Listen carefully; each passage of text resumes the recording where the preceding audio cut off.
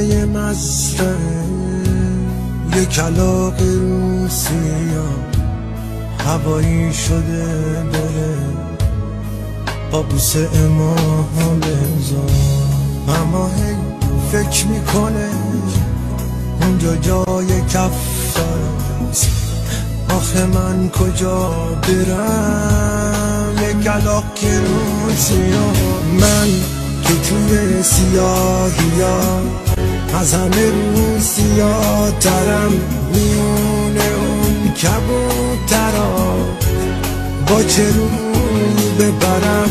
من که توی سیاهیا از همه رو سیاه ترم، میونه اون کبوترا با چه روی ببرم؟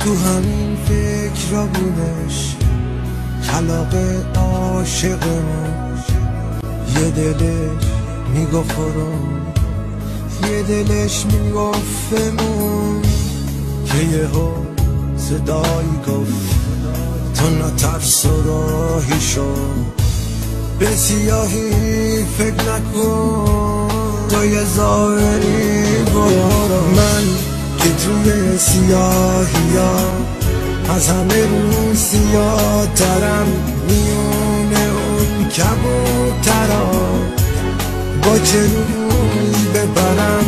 من که توی سیاهیا از همه رو سیاه ترم، میونه اون کبوترا با چه روی ببرم؟